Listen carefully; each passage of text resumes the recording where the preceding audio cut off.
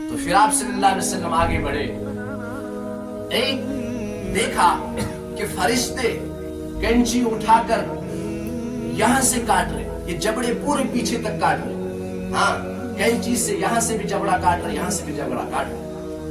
تو کہا جبریل یہ کون لوگ ہیں؟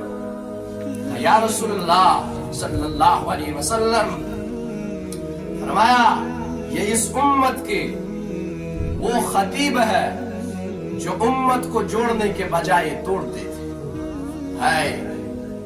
کاش وہ جا کر میرا یہ پیغام ان خطیبوں کو سنا دے جو مسلک کے نام پر آگ لگا رہے ہیں، جو دیوبندی بریلوی کے نام پہ آگ لگا رہے ہیں، جو مقلد غیر مقلد کے نام پہ آگ لگا رہے ہیں، جو سنی شیعہ آگ بھڑکا رہے ہیں، چند پیسوں کے لیے اپنا ایمان بیچ رہے ہیں۔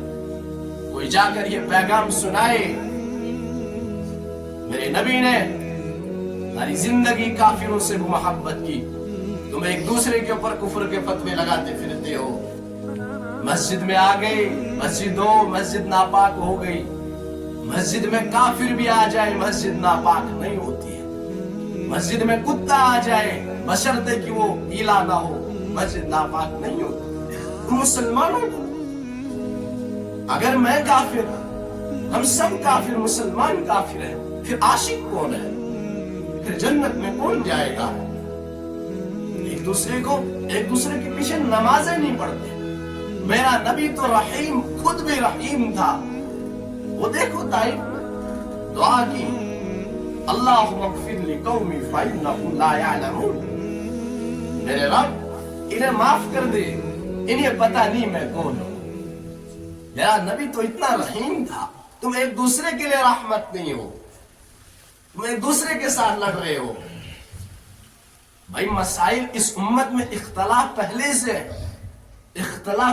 ہے، یہ رہے گا، لیکن ایک دوسرے کے اوپر کفر کے فتوے مت لگاؤ، اللہ کا واسطہ ایک دوسرے کے ساتھ آگ مت بھڑکاؤ۔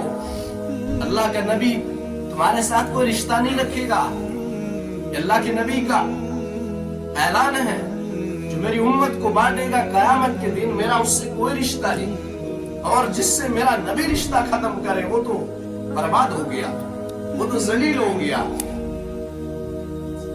میں ہر بار چیخ کے چلا کے کہہ رہا ہوں کہ تمہیں جو عالم پسند ہے اس کا بیان سنو، جو خطیب پسند ہے اس کا خطبہ سنو، جو کتابیں تمہیں پسند ہے وہ تم پڑھو، جو ترجمہ تمہیں پسند ہے وہ تم پڑھو، لیکن محبت سے رہو، اخلاق سے رہو، احترام سے رہو، ایک دوسرے کی عزت کرو۔ مسلمان کا مال مسلمان کے اوپر حرام ہے، ہاں ایک دوسرے کی غیبتیں مت کرو۔ تمہارے لیے فرض ہے کسی بھی مسلک کا عالم آئے اس کی عزت کرنا، اس کا احترام کرنا تمہارے لیے فرض ہے۔ آپ کو نہیں آتا پسند مت سنو، میں نے یہ نہیں کہا مجھے پڑھو، میں نے یہ نہیں کہا آپ کسی دوسرے عالم کو پڑھو۔ آپ کے پاس میگزین پڑھنے کا وقت ہے، آپ کے پاس گوگل پر ریسرچ کرنے کا وقت ہے، اسی وقت میں سے تھوڑا سا وقت نکالو، شریعت پڑھو، قرآن پڑھو، تمہارے سامنے حدیث ہے۔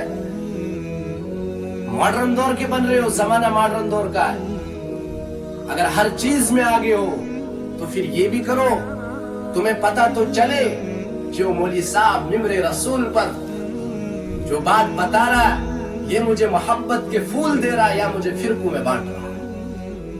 ہاں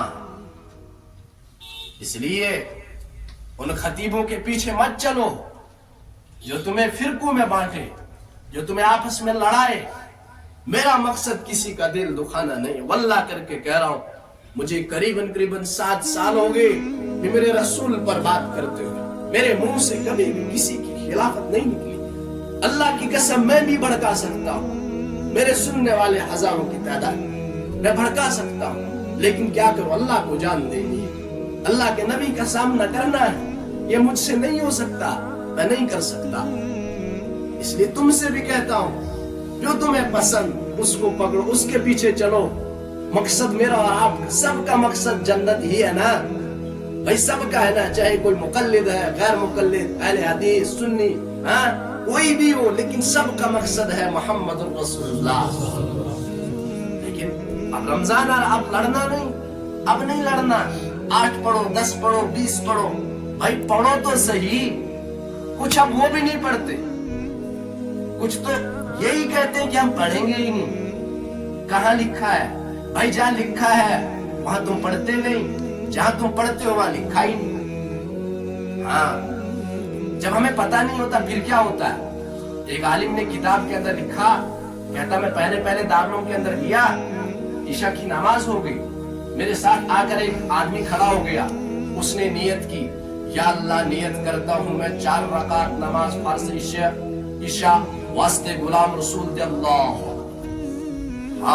جب پتہ نہیں ہوتا، جب آپ پڑھتے ہی نہیں، پھر ایسا بھی ہوتا ہے۔ اس لیے لڑو نہیں، اختلاف کرو، لیکن محبت سے۔